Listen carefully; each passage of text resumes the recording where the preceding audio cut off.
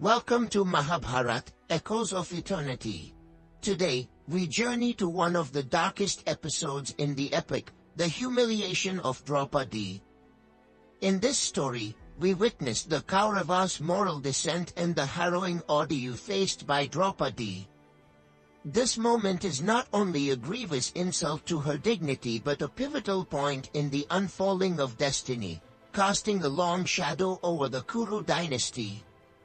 Let us go back to the royal court of Hastinapura, where a wild act of pride and cruelty sets the stage for future retribution and the inevitable conflict that will consume Bharat. After Yudhishthira's devastating losses in the game of dice, the Pandavas find themselves stripped of everything: kingdom, wealth, honor. But Shakuni and Duryodhana are not satisfied. Fueled by jealousy and contempt, Duryodhana wants to break the spirit of the Pandavas. He seeks to humiliate them in the most degrading way possible. At Duryodhana's command, the court messenger is sent to fetch Draupadi from her chambers. Draupadi, unaware of the full extent of Yudhishthira's losses, is initially confused by the summons. When she learns that Yudhishthira has gambled everything, including her own freedom, she is struck with horror and disbelief. Defying the call to appear in the court, Draupadi sends back a pointed question: "Did Yudhishthira lose himself first before wagering me?" This question is as much a challenge to the legitimacy of the wager as it is an assertion of her dignity. Her message reaches the court, causing the stir, but Duryodhana is undeterred. Duryodhana, blind to reason, orders his younger brother Dushasana to bring Draupadi to the court by force. Dushasana, eager to please his elder brother, enters Draupadi's chambers, dragging her against her will into the assembly hall.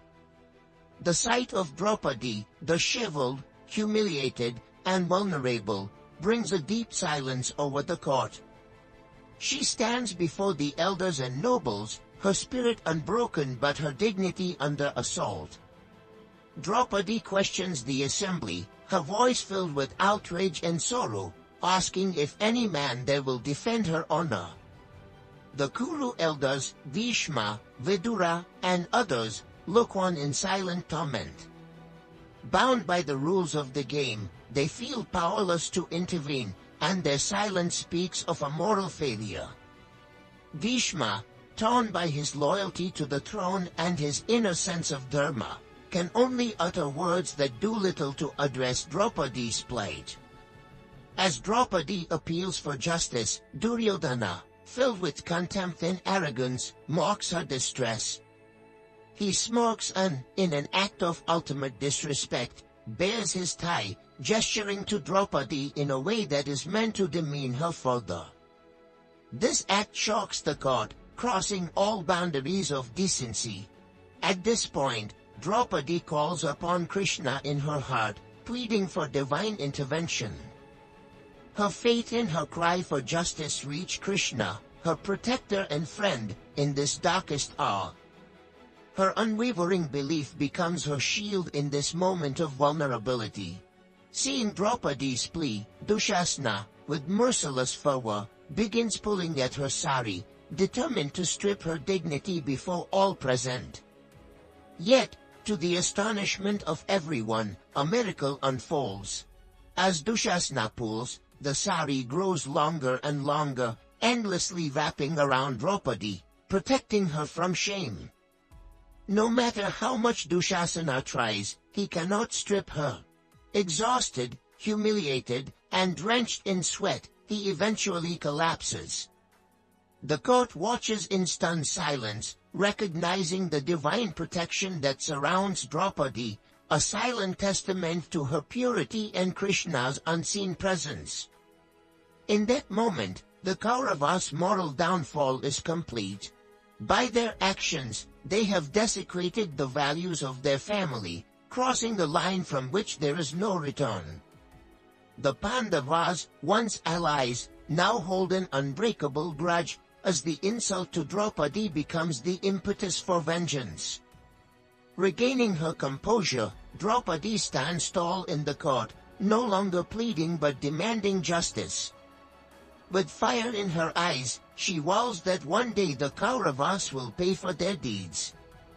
She declares that one day she will wash her hair in the blood of Dushasana, the very man who tried to strip her dignity. Her words reverberate through the hall, casting a chilling silence over all present.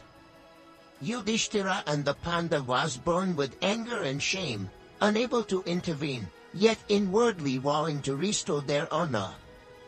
Duryodhana and Shakuni, despite witnessing the miracle and hearing Draupadi's words, remain arrogant, dismissing her as they laugh in the face of the divine intervention.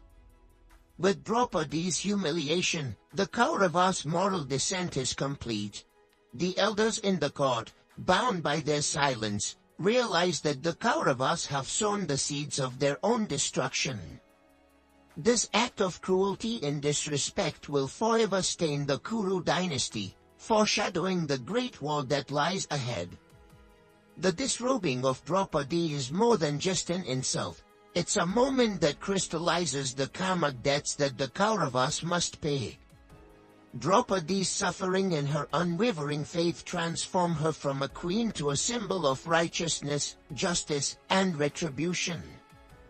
Join us next time on Mahabharata, Echoes of Eternity, as we continue this journey through the tale of honor, revenge, and destiny, where every action shapes the path to war. Thank you for listening.